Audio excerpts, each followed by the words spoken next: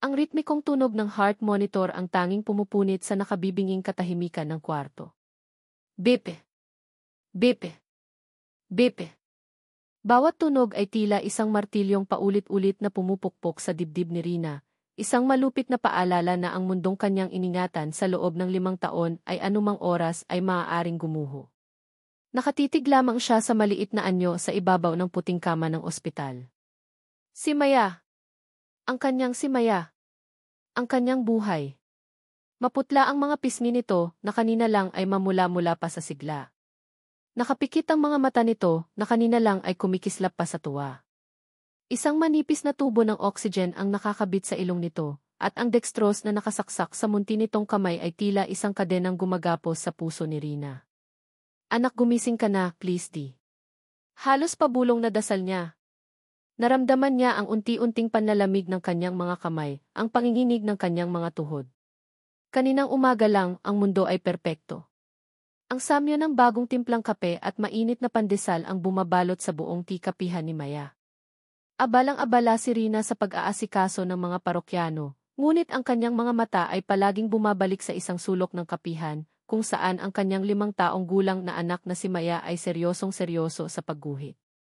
Isang bahaghari, isang bahay, at 3 figura ng tao na magkakawak kamay ang nabubuo sa puting papel. Mommy, look! It's you, me, and Tito Ninong Seth, masayang sigaw ni Maya, iwinawagayway ang kanyang obra maestra. Ngumiti si Rina, isang ngiting umabot hanggang sa kanyang mga mata. Ang ganda naman yan, anak. Paborito mo talaga si Tito Ninong mo, ano? Bago pa man makasagot si Maya, isang pamilyar na boses ang narinig mula sa pintuan. Of course, paborito ako niyan. Ako yata ang pinakagwapong ninong sa buong Tagaytay. Sabay silang napalingon ni Rina. Nakatayo roon si Seth De Leon, suot ang kanyang karaniwang polo shirt at maong, may dalang isang malaking paper bag at may ngiti sa labi na kayang magpaliwanag sa pinakamadilim na araw. Tumakbo si Maya papalapit dito at niyakap ito ng mahigpit. Tito Ninong. Hello, Gift Princess, malambing na sabi ni Seth, ginulo ang buhok ng bata bago ito binuhat. May dala ako para sayo. Inilabas ni Seth mula sa paper bag ang isang art kit na mas malaki pa sa ulo ni Maya. Kumislap ang mga mata ng bata sa tuwa. Iyon ang kanilang ritual. Si Seth, ang matalik na kaibigan ni Rina, ang arkitektong laging abala sa mga proyekto sa Manila pero palaging may oras para bumisita sa Tagaytay. Si Seth, ang ninong na higit pa sa isang tunay na ama kung magmahal kay Maya. Para kay Rina, si Seth ang kanyang sandalan, ang kapatid na hindi niya kailanman nagkaroon, ang paalala na sa kabila ng mapait na pagkakamali ng nakaraan, mayroon pa ring kabutihan sa mundo. Hindi mo naman kailangang laging may dalang regalo, sabi ni Rina habang pinapanood ang dalawa na masayang nagbubukas ng art kit sa mesa. Nag-angat ng tingin si Seth at sa isang saglit, nagtama ang kanilang mga mata. Sa mga matang iyon, nakita ni Rina ang pamilyar na pag-aalaga, isang klase ng pagtingin na sa kanya lang nito ibinibigay. Okay lang. Para namang hindi ko anak yan, biro nito, isang biro na 1,000 beses na niyang narinig, isang biro na palaging may kasamang bahagyang kirot sa kanyang puso. Ang kirot ng katotohanang si Seth ang perpektong ama na hindi kailanman magiging ama ng kanyang anak. Dahil si Maya ay bunga ng isang gabing pagkakamali, isang gabing pilit na niyang ibinaon sa limot. Ngunit ang perpektong umagang iyon ay biglang naging isang bangungot. Sa gitna ng tawanan, bigla na lang namutla si Maya. Binitawan nito ang krayola sa kanyang kamay. Mommy, ye. Mahinang tawag nito, bago biglang bumagsak ang mga mata at nawala ng malay sa mga bisig ni Rina. Ang sumunod na mga pangyayari ay tila isang mabilis at malabong pelikula. Ang pagsigaw ni Rina. Ang pagtawag ni Seth ng ambulansya gamit ang kanyang cellphone. Ang pagmamadaling isinakay si Maya. Ang walang tigil na pag-iyak ni Rina sa loob ng ambulansya, habang si Seth ang mahigpit na nakahawak sa kanyang balikat, bumubulong ng mga salitang pampalubag loob na hindi naman niya maintindihan. At ngayon, narito sila. Sa malamig at puting kwarto ng ospital, naghihintay. Bumukas ang pinto at pumasok ang isang doktor na nasa mga edad 40, may seryosong mukha. Agad na napatayo si Rina, kasunod si Seth. Dosi, kumusta po ang anak ko? Anong nangyari sa kanya? Nanginginig ang boses ni Rina. Huminga ng malalim ang doktor. Maambrina, Sir Seth, base sa mga naunang pagsusuri, si Maya ay mayroong isang rare form ng acute hemolytic anemia. Ito po ay isang kondisyon kung saan ang sarili niyang immune system ang sumisira sa kanyang mga red blood cells. Kaya po siya biglang nanghina at nawalan ng malay. Parang binuhusan ng nagielong tubig si Rina. Hindi niya maintindihan ang lahat ng terminolohiya. Ang tanging naintindihan niya ay ang salitang kirer, at ang katotohanang may malubhang sakit ang kanyang anak. Anong-anong lunas, Doth? Gagaling pa po ba siya? Kailangan po natin siyang masalinan ng dugo kaagad para maging stable ang kondisyon niya. The problem is, her blood type is O negative, at dahil sa kanyang kondisyon, kailangan natin ng dugo mula sa isang donor na may specific genetic markers para hindi ito i-reject ng katawan niya. We are running low on this specific type. Kunin niyo ang dugo ko, Dothy, mabilis na sabi ni Rina. Kahit gaano karami. O negative din ako. Umiling ang doktor. Sinubukan na po namin, ma'am. Hindi po tugma ang dugo ninyo para sa pagsasalin dahil sa antibodies na nakita sa inyo. Ibang-iba po ang kaso ni Maya. Gumuho ang mundo ni Rina. Paanong nangyari iyon? Ang sarili niyang dugo ay hindi pwedeng ibigay sa sarili niyang anak. Napahagulgol siya. Naramdaman niya ang kamay ni Seth sa kanyang likod, marahan itong hinahaplos. Dothy, nagsalita si Seth, kalmado ngunit may diin ang boses. Ako po. O negative din ako. Test me. Please. Tumingin ang doktor kay Seth, may bahid ng pag-asa sa mukha nito. Sige po, sir. Let's run the test immediately. Samahan po ninyo ako. Sumunod si Seth sa doktor, ngunit bago tuluyang lumabas ay lumingon ito kay Rina. Magiging okay ang lahat, Rina. Pangako. Babalikan kita. Naiwan si Rina sa loob ng kwarto, yakap ang sarili, nakatingin sa natutulog na si Maya. Ang tanging pag-asa niya ngayon ay nakasalalay sa dugo ng kanyang matalik na kaibigan. Ang lalaking laging nandyan para sa kanila. Ang lalaking minsan na niyang pinangarap bago pa sirain ng isang gabing iyon ang lahat. Ang paghihintay ang pinakamatinding kalbaryo. Bawat minuto ay tila isang oras. Bawat anino sa labas ng pinto ay nagpapatindig ng kanyang balahibo. Matapos ang halos 2 oras na para bang walang katapusan, bumalik ang doktor. Ngunit sa pagkakataong ito, iba ang ekspresyon sa mukha nito. Hindi lang ito seryoso. May halong pagkalito. At pagtataka. Napatayo muli si Rina. Doth? Kumusta po? Pwede po ba si Seth? Tumango ang doktor, ngunit ang mga mata nito ay hindi nakatingin sa kanya, kundi nakapako kay Seth na kasunod lang nito. Opo, ma'am. He's a perfect match. Sobrang perfect, in fact. Nakahinga ng maluwag si Rina. Isang mainit na agos ng pasasalamat ang dumaloy sa kanyang buong katawan. Salamat sa Diyos. Salamat, Seth. Salamat. Ngunit hindi ngumiti si Seth. Nanatili itong nakatayo sa likod ng doktor, ang mukha ay mas maputla pa kaysa kay Maya. May isa pa po kaming bagay na dapat ipaalam sa inyo, pagpapatuloy ng doktor, maingat na pinipili ang mga salita.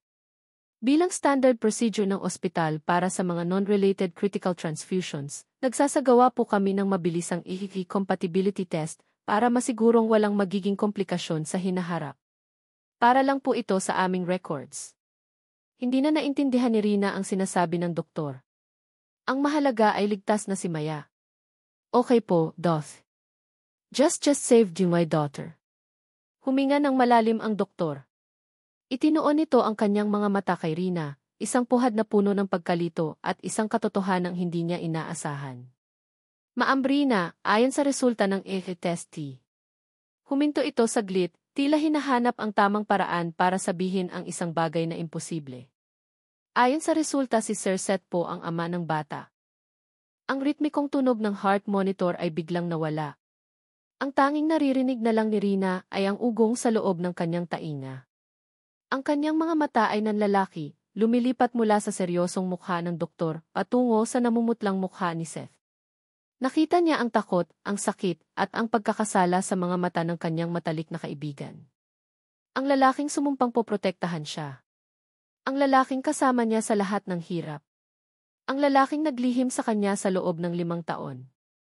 Ang mga salita ng doktor ay parang isang bombang sumabog sa loob ng kwarto, at si Seth ang nasa sentro ng pagsabog. Wala siyang marinig. Wala siyang makita kundi ang mukha ni Rina. Nakita niya ang bawat yugto ng pagbabago nito sa loob lamang ng ilang segundo. Ang paunang pagkalito, ang dahan-dahang pag-akyat ng pagkaunawa, at ang huli, ang ganap na pagkawasak ng kanyang mga mata. Para siyang isang salamin na binasag at pinulbos hanggang sa maging pinong-pino. Si Sir Seth po ang ama ng bata.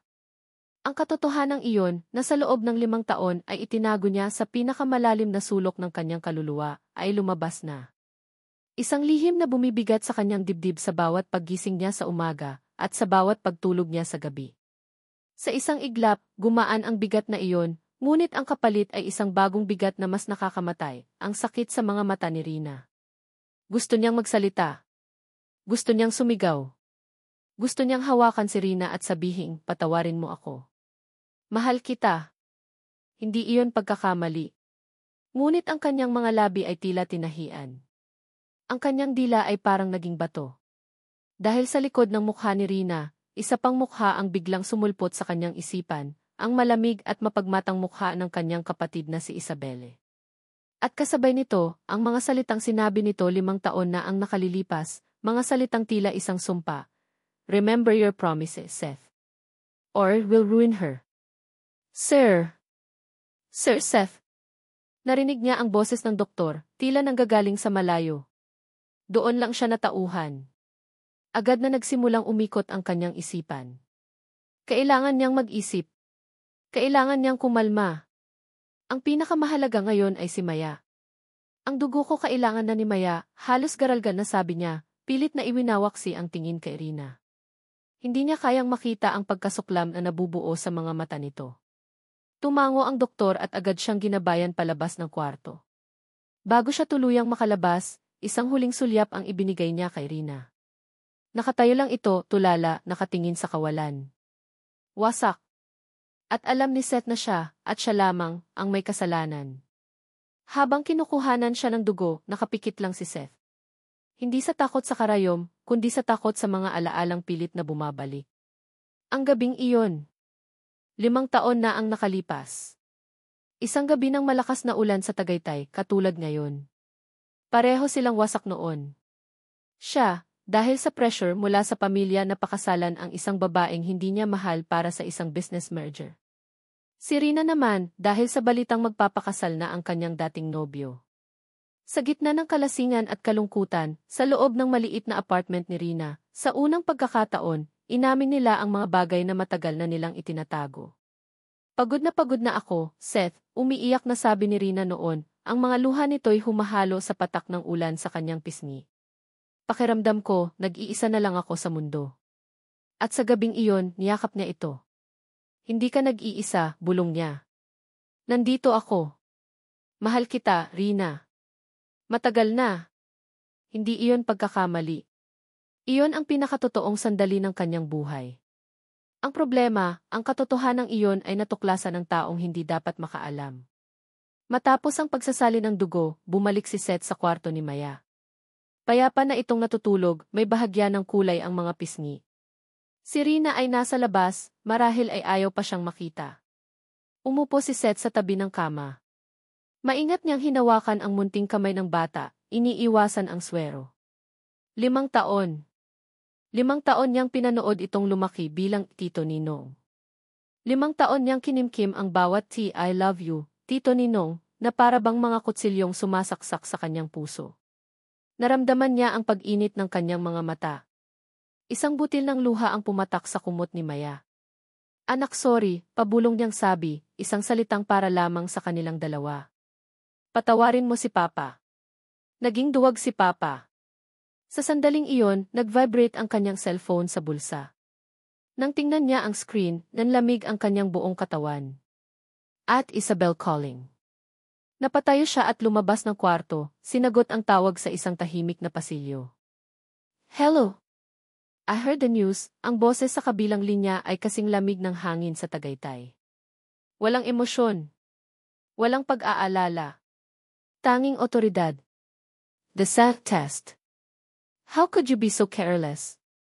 Napahigpit ang hawak ni Seth sa kanyang cellphone. It was a hospital requirement. Wala akong magagawa. Ate, si Mayad. I don't care about the child, putol ni Isabel. I care about this family's name. I care about the promise you made. Huminga ito ng malalim. I am on the way there. Don't you dare do anything stupid, Seth. Huwag kang aamin sa kahit ano. Let me handle this. Remember your promise. Click. Pinatay na nito ang tawag. Naiwan si Seth na nakatayo sa pasilyo, nanginginig sa galit at kawalan ng pag-asa. Kahit pagkatapos ng 5 taon, hawak pa rin siya sa liig ng kanyang kapatid. Ibinalik niya ang cellphone sa kanyang bulsa at nagpa siya. Hindi na pwede. Kailangan niyang kausapin si Rina bago pa dumating si Isabelle. Kailangan niyang subukang ipaliwanag kahit gaano pa kahirap, kahit gaano pa kasakit. Nakita niya si Rina na nakaupo sa isang bench sa dulo ng pasilyo, nakayuko, magulo ang buhok. Dahan-dahan siyang lumapit. Bawat hakbang ay tila may pabigat na 1,000 kilo. Rina D. Mahina niyang tawag. Nag-angat ito ng tingin. Ang mga mata nito ay tuyo na sa kaluluha, ngunit puno ng isang emosyong hindi pa niya nakikita dati, isang pinaghalong sakit at pagkamuhi. Rina, mag-usap tayo please T. Pakiusap niya, ang boses ay halos mabasag. Tumayo si Rina. Ngunit sa halip na lumapit, umatras ito ng isang hakbang na para bang isa siyang estranghero, isang panganib. Ang simpleng kilos na iyon ay mas masakit pa sa sampal. Tinitigan siya nito ng diretso sa mata. Ang kanyang boses ay nanginginig ngunit may talim. Huwag mo muna akong kausapin, sabi nito. Hindi ko alam kung sino ang dapat kong paniwalaan. Pagkasabi niyon, tinalikuran siya ni Rina at naglakad palayo, bawat hakbang ay naglalayo sa kanya, hindi lang sa pasilyo ng ospital, kundi sa buhay na minsan nilang pinagsaluhan.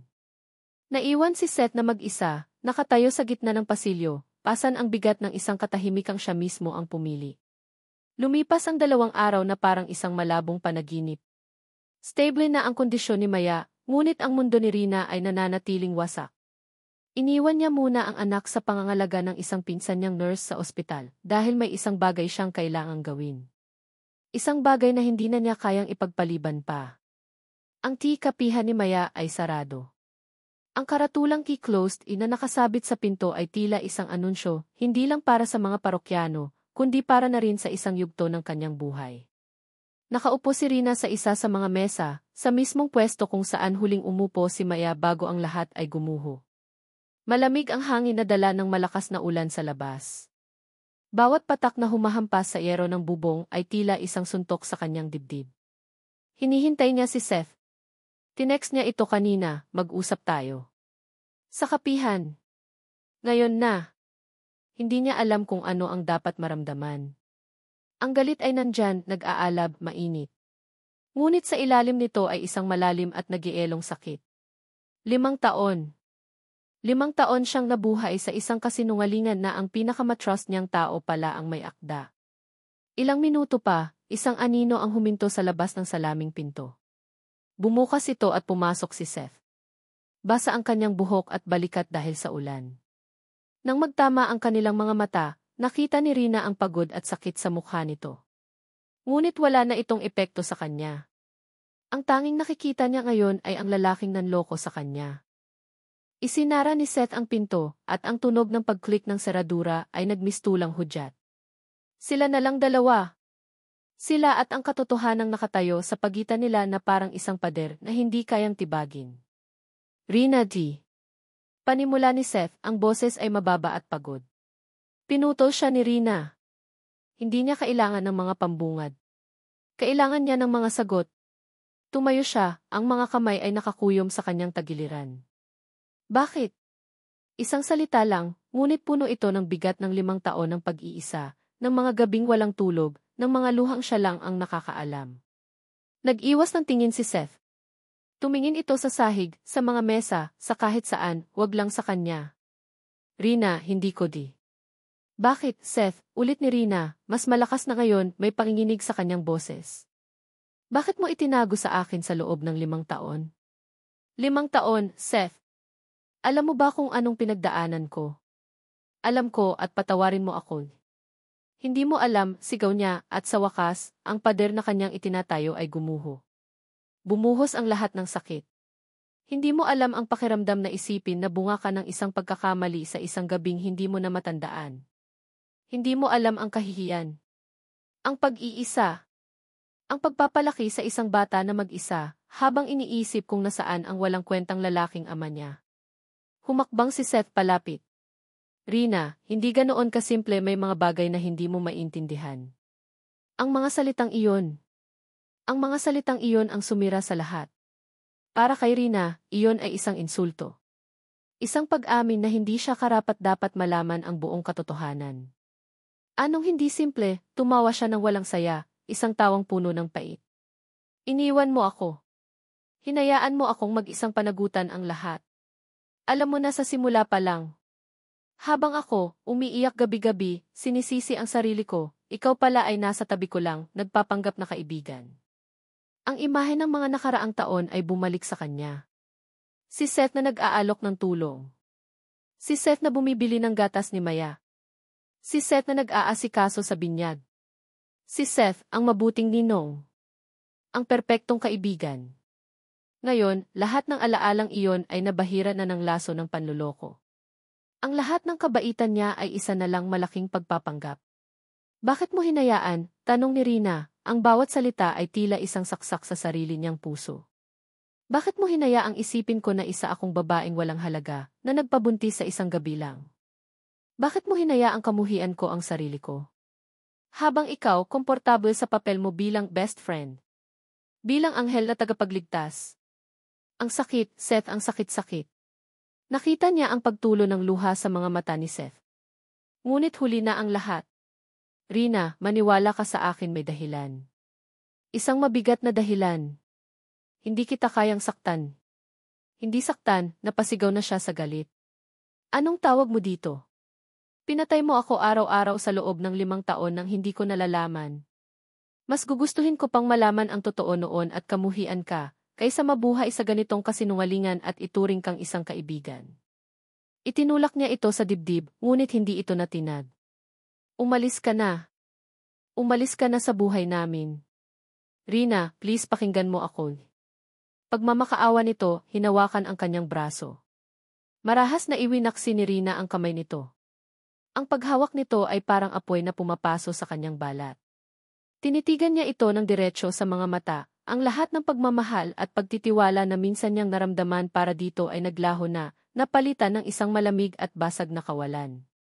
Tapos na tayo, Seth, deklara niya, ang boses ay kalmado na sa isang nakakatakot na paraan. Hindi lang bilang magkaibigan. Tapos na ang lahat. Pagkasabi niyon, tumalikod siya. Ayaw na niyang makita pa ang mukha nito. Narinig niya itong bumuntong hininga, isang tunog ng pagkatalo. Narinig niya ang mga yabag nito papalayo. Narinig niya ang pagbukas at pagsara ng pinto. Nang siya na lang ulit ang mag-isa sa loob ng kapihan, kasama ang walang tigil na pagpatak ng ulan, doon na siya tuluyang nanghina. Napasandal siya sa isang mesa, at ang kanyang mga tuhod ay bumigay. Napaupo siya sa sahig, niyakap ang sarili at umiyak. Umiyak siya hindi dahil sa galit, kundi dahil sa mga sirang pangarap, sa nasayang na tiwala, at sa katotohanang ang taong pinakamalapit sa kanyang puso ang siyang nagbigay sa kanya ng pinakamalalim na sugat. Ang itim at makintab na Mercedes-Benz ay marahang huminto sa tapat ng isang maliit na kapihan. Mula sa loob, tinitigan ni Isabel de Leon ang pangalan ng lugar na nakapinta sa isang tabla ng kahoy, Kapihan ni Maya. Napangiti siya ng mapait. Ang pangalan pa lang ay simple at probinsyana, tila isang dumi sa isang mamahaling tela. Ito ba ang lugar na muntik nang sumira sa lahat ng pinaghirapan ng kanilang pamilya? Bumaba siya ng sasakyan, suot ang isang itim na business suit na tila hindi nababagay sa simpleng paligid ng Tagaytay. Ang bawat hakbang niya sa basang semento ay may bigat at otoridad. Hindi siya naparito para magbakasyon. Narito siya para maglinis ng kalat. Isang kalat na 5 taon nang dapat na itapon. Naabutan niya si Seth na nakatayo sa labas ng kapihan, nakasandal sa pader, tila isang basang sisiw na naghihintay sa kawalan. Ang itsura nito ay nagdulot ng inis kay Isabel. Ang kahinaan. Iyon ang laging problema ni Seth. Masyadong malambot ang puso. Look at you, bungad ni Isabel, ang boses ay kasing talim ng yelo. Is this what she does to you? Makes you wake? Hindi sumagot si Seth. Tumingin lang ito sa kanya, ang mga mata ay puno ng pagod at isang kislap ng pagsalungat na ngayon lang niya nakita. Ate, huwag mo siyang saktan. Tumawa si Isabel, isang maikling tawang walang saya. Ako. Sasaktan siya. Seth, I am here to fix your mess. The mess you made 5 years ago, and the mess you made again 2 days ago. Hindi ka ba natututo? Hindi pagkakamali ang nangyari, giit ni Seth. It was a liability, mabilis na sagot ni Isabel, na para bang isang CE na tinatasa ang isang masamang investment. As collateral damage waiting to happen. At nangyari na nga. But lucky for you, your sister is here. Humakbang siya palapit, inayos ang kwelyo ng polo shirt ni Seth. I will handle this. Magpunta ka sa kotse at maghintay. At huwag na huwag mong isipin na suwayin ako. Isipin mo ang pamilya, Seth. Isipin mo ang pangalan natin.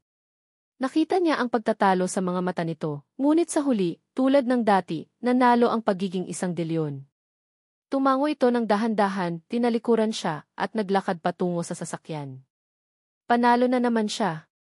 Habang pinapanood niya ang kapatid na papalayo, bumalik sa isipan ni Isabel ang umagang iyon, 5 taon na ang nakalipas. Nag-aalala siya dahil hindi umuwi si Seth sa kanilang rest house. Hinanap niya ito at natagpuan sa apartment ng babaeng iyon. Nakita niya ang dalawa na magkayakap sa sofa, tulog pa.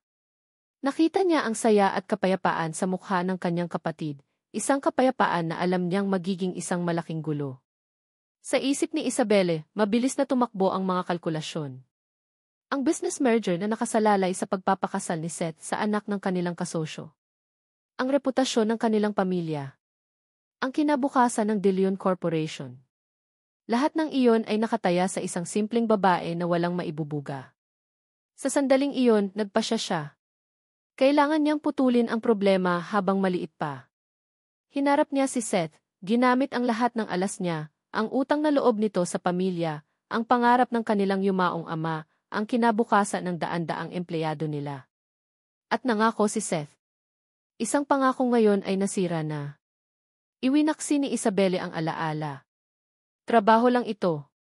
Huminga siya ng malalim, isinuot ang isang maskara ng pag-aalala at simpatya, at kumatok sa pinto ng kapihan. Bumukas ang pinto at bumungad sa kanya si Rina. Magulo ang buhok nito at mugto ang mga mata, ngunit may tapang sa tindig nito. Tinitigan siya nito, naghihintay. Rina Cruz, tanong ni Isabel, ang boses ay malambing at puno ng pagsisisi. Ako si Isabel De Leon. Kapatid ni Seth. Pwede ba tayong mag-usap? Tumango si Rina at pinapasok siya. Umupo sila sa isang maliit na mesa. Ang katahimikan ay mabigat. Rina, Panimula ni Isabel na para bang hirap na hirap siyang magsalita. Hindi ko alam kung paano magsisimula. Pero nandito ako para humingi ng tawad. Sa ngalan ng kapatid ko. Sa ngalan ng pamilya namin. Nakita niya ang pagkalito sa mga mata ni Rina. Maganda. Ang pain ay gumagana. Hindi ko alam na may nangyari pala sa inyo, hanggang sa sinabi niya sa akin kinabukasan. Pagpapatuloy ni Isabel, ang bawat salita ay maingat na pinili, isang obra ng panlilinlang. Ang totoo niyan, lasing lang talaga si Seth noon. Sobrang nadala lang siya sa problema niya. Tumingin si Isabel kay Rina, ang kanyang mga mata ay puno ng peking awa. Kinabukasan, kinausap ko siya. Tinanong ko kung ano ang plano niya. At sinabi niya sa akin na, Rina, I'm so sorry, sinabi niya na isa ka lang pagkakamali. Nakita ni Isabel ang pagbabago. Nawala ng lahat ng kulay ang mukha ni Rina. Ang tapang sa tindig nito kanina ay biglang naglaho na para bang isa siyang manikang nabalian ng PC. Ngunit hindi pa tapos si Isabel. Kailangan niyang siguraduhin. Kailangan niyang patayin ang lahat ng pag-asa. Sinabi pa niya na babalik na siya sa dati niyang girlfriend, yung kasama niya sa Manila. Kaya ako na ang nakiusap sa kanya. Sinabi ko, Seth, wag mo nang sabihin kay Rina. Wag mo nang guluhin ang buhay niya. Hayaan mo na siyang magpatuloy. Ginawa ko yon para protektahan ka, Rina. Ayokong masaktan ka palalo. Patawarin mo ako kung iyon ay isang pagkakamali. Iyon na. Ang huling saksak. Ang perpektong kasinungalingan. Pininta niya si Seth bilang isang duwag na manloloko at ang sarili niya bilang isang tagapagligtas. Tinitigan ni Rina si Isabelle, ngunit ang mga mata nito ay blanko na, tila nakatingin sa kawalan. Hindi ito umiyak. Hindi ito sumigaw. Para itong isang kandilang biglang namatay ang apoy. Ang huling kislap ng pag-asa na baka may mas malalim na dahilan ang lahat ay tuluyan ng pumanaw. Ang natira na lang ay ang malamig at madilim na abo ng isang kasinungalingang buong-buo niyang niyakap. Tumayo si Isabel. Tapos na ang trabaho niya. I'm sorry, Rina. Sana mapatawad mo kami. Tumalikod na siya at naglakad palabas, iniwan si Rina na nakaupo, mag-isa, sa gitna ng mga guho ng kanyang mundo. Mission accomplished. Isa ka lang pagkakamali.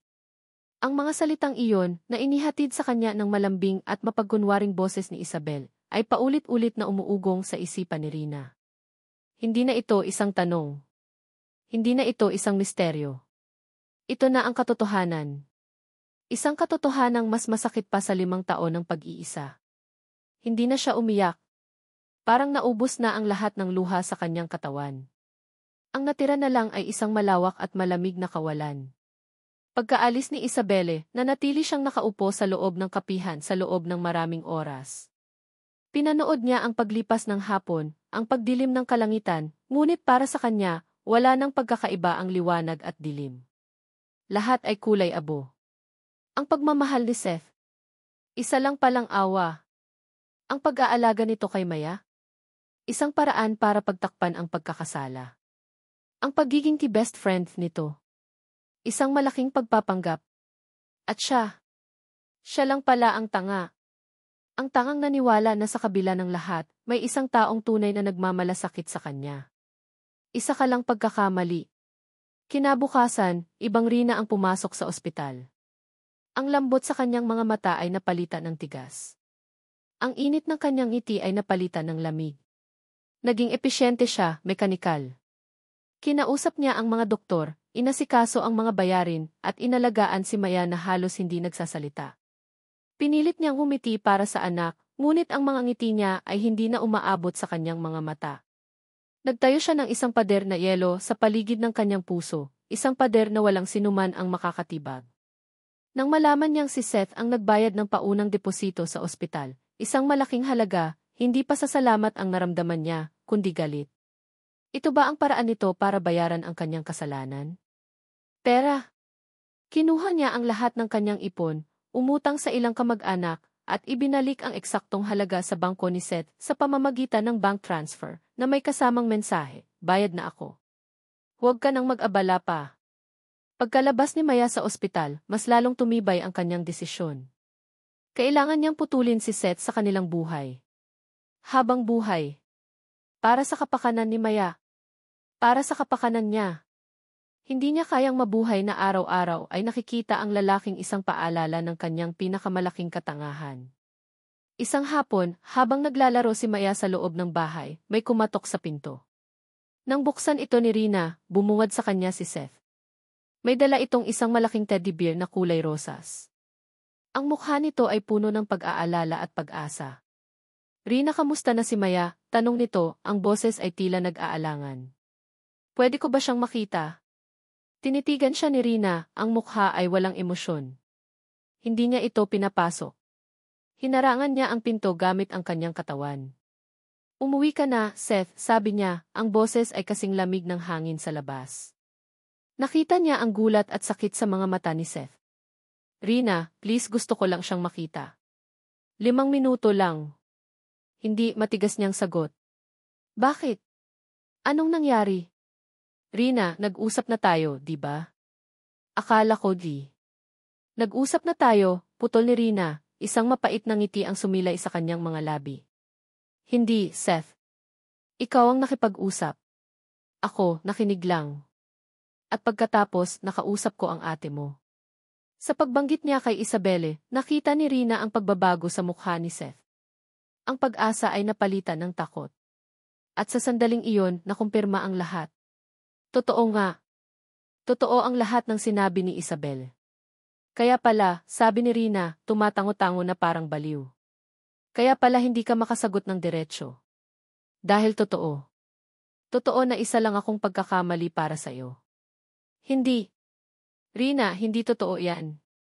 Huwag kang maniwala sa kanya, desperadong sabi ni Seth, sinusubukang humakbang palapit, ngunit umatras si Rina.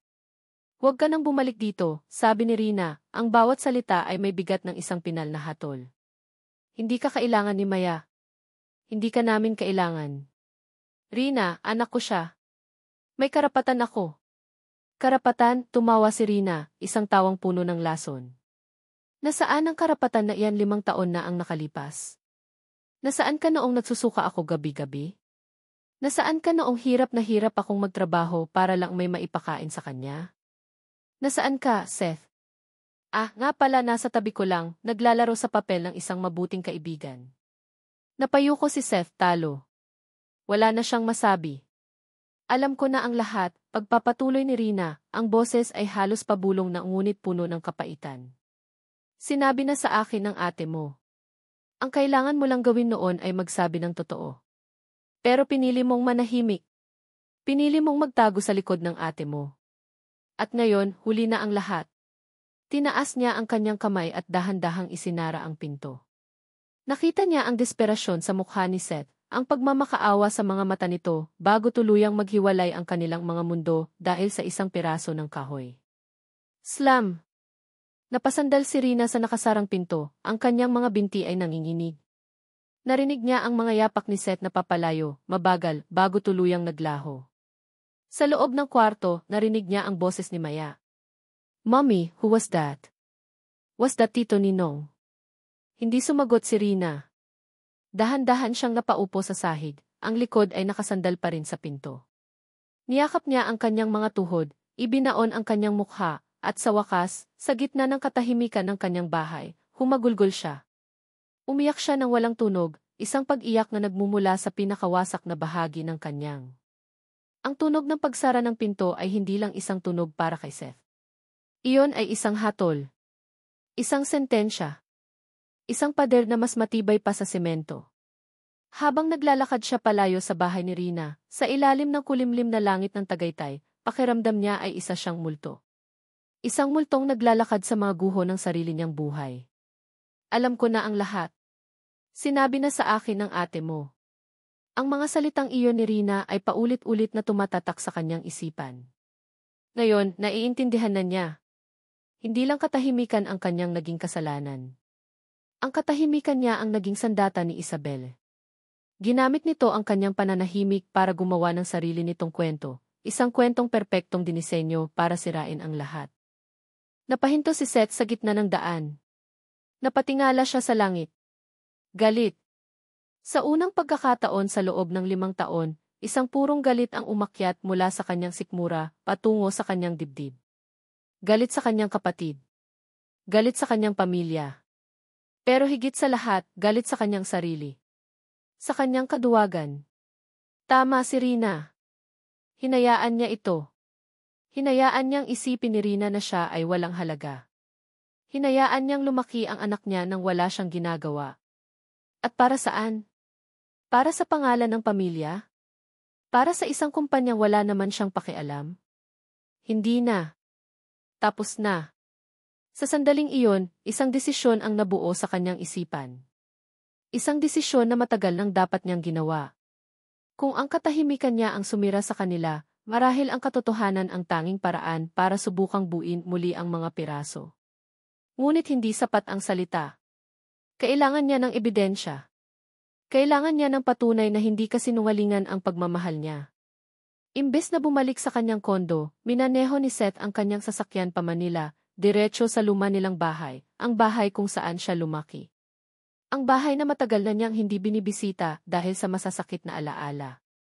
Ngayon, kailangan niyang harapin ang mga multo ng nakaraan para ipaglaban ang kanyang hinaharap. Pagpasok niya sa kanyang lumang kwarto, bumalot sa kanya ang amoy ng alikabok at mga lumang libro. Tila walang nagbago. Lahat ay nasa ayos, isang testamento sa pagiging metikuloso ng kanilang mga kasambahay. Ngunit para kay Seth, ang kwartong ito ay isang crime scene. Dito nagsimula ang lahat ng kanyang paghihirap. Sinimulan niyang halungkatin ang lahat. Mga lumang kabinet, mga kahon sa ilalim ng kama, mga aparador.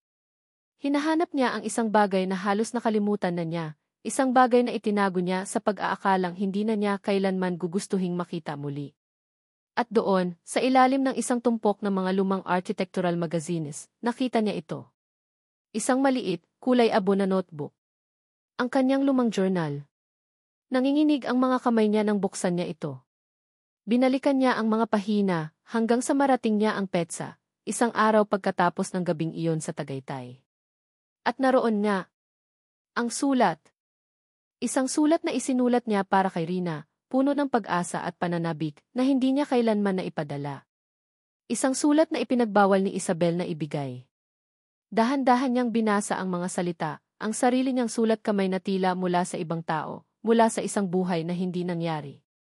Rina, hindi ko alam kung paano sisimulan ito. Siguro sa pagsasabing, mahal kita. Hindi ko alam kung kailan nagsimula, pero kagabi, habang yakap kita, alam kong iyon na ang pinakatotoong naramdaman ko sa buong buhay ko. Ang nangyari sa atin ay hindi pagkakamali. Para sa akin, iyon ang simula. Ang simula ng lahat. Huwag kang mag-alala. Haharapin ko ang lahat.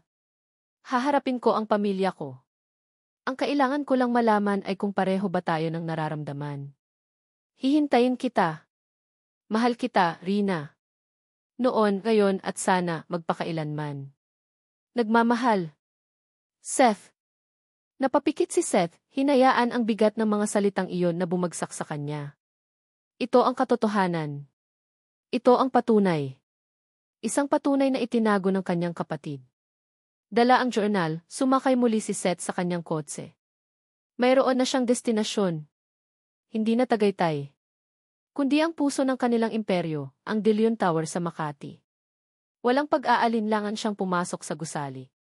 Ang mga gwardiya at empleyado na bumabati sa kanya ay tila hindi niya nakikita.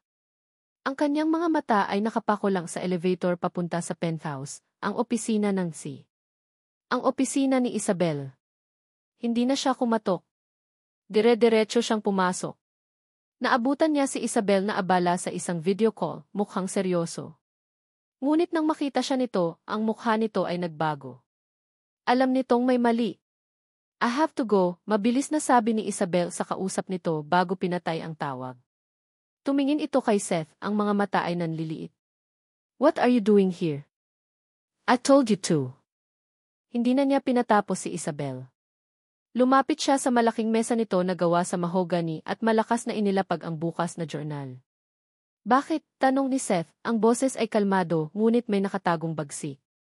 Tumingin si Isabel sa journal at sa isang saglit, nakita ni Seth ang isang kislap ng gulat sa mga mata nito bago ito muling naging malamig. Bakit mo ginawa to, ate? Ulit ni Seth, mas malakas na ngayon. Binasa mo to, di ba? Alam mong mahal ko siya. Alam mong pananagutan ko siya. Pero pinili mong sirain ang buhay ko. Ang buhay namin. Tumayo si Isabelle, puno ng pagmamataas. Sinira. Seth, iniligtas kita.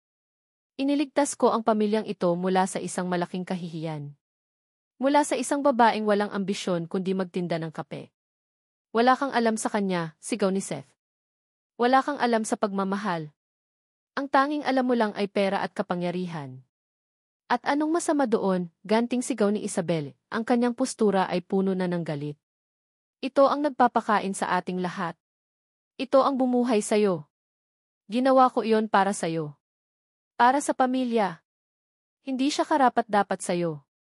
Ang kanilang mga sigawan ay umalingaw sa malaking opisina. Dalawang magkapatid, nagtutunggali sa gitna ng isang imperyong itinayo sa mga pundasyon ng sakripisyo at, ngayon napagtanto ni Seth, ng mga kasinungalingan. Sa gitna ng kanilang pagtatalo, sa kasagsagan ng sigaw ni Isabel na hindi siya karapat-dapat sayo, isang tunog ang pumutol sa kanilang dalawa. Click! Ang marahang pagbukas ng pinto ng opisina. Sabay silang napalingon. At doon, sa may pintuan, nakatayo si Rina. Ang mukha niya ay puno ng pagkalito, ang mga mata ay nanlalaki habang nakatingin sa kanilang dalawa. Ang kanyang dibdib ay mabilis na tumataas baba, at sa kanyang mga kamay, hawak niya ang kanyang cellphone. Malinaw na narinig niya. Narinig niya ang lahat. Ang katahimikan na biglang bumalot sa opisina ni Isabel ay mas nakakabingi pa kaysa sa sigawan nila kanina. Ang tanging maririnig lang ay ang mahinang tunog ng aircon at ang mabilis na paghinga ni Rina mula sa may pintuan. Nanatili siyang nakatayo roon, ang cellphone ay nasa kamay pa rin, na para bang isa siyang estatwang biglang nabuhay sa gitna ng isang digmaan. Si Isabelle, sa unang pagkakataon sa buong buhay na nakilala siya ni Seth, ay natigilan. Ang maskara ng kapangyarihan at kontrol ay biglang gumuho, at ang nakita ni Rina ay hindi isang makapangyarihang kundi isang babaeng nahuli sa sarili nitong bitag. Ngunit ang mga mata ni Rina ay hindi nakatingin kay Isabelle. Nakapako ang mga ito kay Seth. At sa mga matang iyon, nakita ni Seth ang lahat, ang gulat, ang sakit, ang dahan-dahang pag-sink in ng katotohanan. Pagkatapos ay tumingin ito sa bukas na journal sa ibabaw ng mesa, sa sulat kamay na pamilyar dito. At doon, nagsimulang mamuo ang mga luha. Hindi alam ni Rina kung bakit siya naparito. Pagkatapos ng pag-uusap nila ni Isabelle, may isang bagay sa loob niya na hindi mapakali. Isang maliit na tinig na nagsasabing masyadong perpekto ang kwento, masyadong malinis. Sa isang desperadong hakbang, tinawagan niya ang landline ng Dillion Corporation at nagpanggap na isang kliyente, at nang malamang naroon si Seth, hindi niya alam kung anong sumanib sa kanya at nagpunta siya roon. Hindi niya alam ang hahanapin. Siguro, isang huling patunay. At nakuha nga niya. Si Seth ang unang kumilos. Dahan-dahan siyang lumapit kay Rina, na para bang lumalapit sa isang sugatang hayop, takot na baka ito'y tumakbo. Rina G. Mahina niyang sabi. Hindi sumagot si Rina. Tumingin lang ito sa kanya, at ang mga luha ay nagsimula ng dumaloy sa kanyang mga pisngi. Mga luhang hindi na dahil sa galit, kundi dahil sa isang napakalaking kalituhan at bigat ng kalooban. Kinuha ni Seth ang journal mula sa mesa at iniabot ito sa kanya. Nanginginig ang mga kamay ni Rina nang tanggapin niya ito. Binasa niya ang sulat. Ang mga salitang isinulat para sa kanya 5 taon na ang nakalipas. Ang mga salitang dapat sana ay nagbago ng lahat. Nang matapos siyang magbasa, napatingin siya kay Isabel na ngayon ay nakaupo na, talunan, nakatingin sa kawalan. Walang salitang namutawi mula kay Rina. Hindi na kailangan. Ang katahimikan niya ngayon ay mas mabigat pa kaysa sa anumang sigaw. Tumalikod siya at nagsimulang maglakad palayo. Rina, wait, sigaw ni Seth. Sumunod siya, iniwan si Isabel na mag-isa sa malamig at malawak nitong opisina. Sinundan niya si Rina hanggang sa elevator, hanggang sa lobby, hanggang sa labas ng gusali. Hindi ito nagsasalita. Patuloy lang ito sa paglalakad. Pinagtitinginan sila ng mga tao, ngunit wala silang pakialam sa mundo. Rina, please kausapin mo ako, pagmamakaawa ni Seth. Huminto si Rina sa isang gilid ng kalsada, sa gitna ng ingay ng trapiko at ng libo-libong taong abala sa kanilang mga buhay. Humarap ito sa kanya. Sumakay ka sa kotse ko, utos nito, ang boses ay walang emosyon. Iuwi mo ako. Ang bayahe pabalik ng Tagaytay ay ang pinakamahaba at pinakatahimik na bayahe sa buhay ni Seth. Si Rina ay nakatingin lang sa labas ng bintana, hawak-hawak ang journal. Paminsan-minsan, nakikita niya sa gilid ng kanyang mga mata ang pagpunas nito ng luha. Walang nagsasalita. Hayaan muna. Ang mahalaga, kasama niya ito. Hindi sila umuwi sa bahay. Itinuro ni Rina ang daan papunta sa isang lugar na pamilyar sa kanila, isang view deck na tinatanaw ang lawa ng Taal, ang lugar kung saan sila madalas tumambay noong mga bata pa sila, noong ang buhay ay simple pa. Bumaba sila ng kotse. Ang hangin ay malamig, ngunit nagbibigay ng kalinawan. Bakit hindi mo sinabi, tanong ni Rina, sa wakas ay binasag ang katahimikan. Hindi ito nakatingin sa kanya, kundi sa lawa. Huminga ng malalim si Seth. Walang palusot. Walang pagdadahilan. Tanging ang hubad na katotohanan. Dahil duwag ako, sagot niya. Dahil natakot ako. Natakot ako sa ate ko, sa pamilya ko pero higit sa lahat, natakot akong masaktan ka. Akala ko, sa pananahimik ko, pinoprotektahan kita. Hindi ko alam na yun pala ang mas lalong pumatay sa iyo at sa atin. Ikinuwento niya ang lahat. Ang pressure, ang banta, ang bawat araw ng pagkukunwari na masakit din para sa kanya. Matagal na hindi nagsalita si Rina. Pinapanood lang niya ang paglubog ng araw sa likod ng bulkan. Hindi ko alam kung paano ka patatawarin, Seth, mahina niyang sabi. At hindi ko rin alam kung paano ko patatawarin ang sarili ko sa pagiging bulag. Tumingin ito sa kanya. Pero siguro pwede nating subukan. Ilang linggo ang lumipas. Walang nagbago ng biglaan. Ang sugat ay masyadong malalim para maghilom sa isang gabi. Ngunit may nag-iba. Ang pader na yelo sa paligid ni Rina ay unti-unting natutunaw. Isang hapon, sa kapihan ni Maya, abala si Seth sa pagtuturo kay Maya kung paano mag-drawing ng isang kastilyo. Tumatawa ang bata sa bawat maling guhit ng kanyang ama. Ito na ang bago nilang normal. Dahan-dahan. Maingat! Lumapit si Rina, may dalang isang tray na may 3 tasa ng mainit na tsokolete. Ibinaba niya ito sa mesa. Umupo siya sa tabi nila, hindi sa pagitan nila, kundi sa tabi ni Seth. Pinanood niya ang dalawa. Ang kanyang anak. Ang ama ng kanyang anak. Ang kanyang matalik na kaibigan. Ang kanyang nawalang pag-ibig. Habang tumatawa si Maya, dahan-dahang iniabot ni Rina ang kanyang kamay at ipinatong ito sa kamay ni Seth na nasa ibabaw ng mesa. Napatingin si Seth sa kanya, ang mga mata ay puno ng pagtataka at pag-asa. Ngumiti si Rina, isang tunay na ngiti sa unang pagkakataon sa loob ng napakatagal na panahon. Isang ngiting umabot hanggang sa kanyang mga mata. Magsimula tayo ulit, bulong niya, sapat lang para marinig nilang dalawa. Tayong 3. Hinigpitan ni Seth ang hawak sa kamay niya, ang mga mata ay nag-uunahan sa pagluha dahil sa saya. Tumango siya, hindi makapagsalita. Tumingin si Maya sa kanilang magkahawak na kamay, pagkatapos ay sa kanilang mga mukha, at mumiti ito ng malapad, na para bang naiintindihan niya ang lahat. Ang pagpapatawad ay hindi isang destinasyon, kundi isang paglalakbay. At para sa kanila, ang paglalakbay na iyon ay ngayon palang nagsisimula.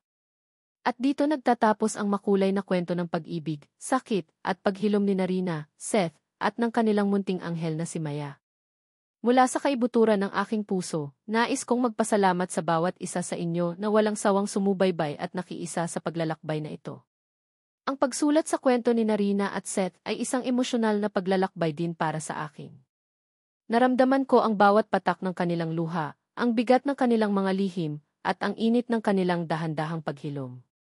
Nais kong lumikha ng isang salaysay na hindi lamang puro sakit at pighati, kundi isang salamin din ng katotohanang ang tunay na pag-ibig ay hindi palaging perpekto.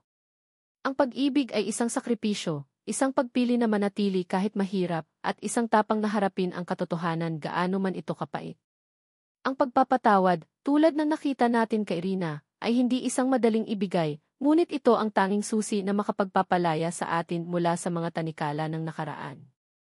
At higit sa lahat, ang pag-asa, na kahit sa pinakamadilim na gabi ng ating buhay, palaging may sisikat na araw kinabukasan. Ngayon, nais kong marinig ang inyong mga tinig. Ano ang pinakapaborito ninyong eksena? Anong aral ang pinakanumatak sa inyong mga puso? Mangyaring ibahagi ninyo ang inyong mga saloobin sa comment section sa ibaba. Ang bawat isa sa inyong mensahe ay mahalaga at nagbibigay inspirasyon sa akin na magpatuloy sa paglikha ng mga kwentong tatatak sa ating mga puso. Hanggang sa ating muling pagkikita sa susunod na kwento. Ako po ang inyong lingkod, ang inyong tagapagsalaysay, na laging nagpapaalala na sa bawat pagsubok, may pag-asa, at sa bawat sakit, may paghilom. Maraming salamat po.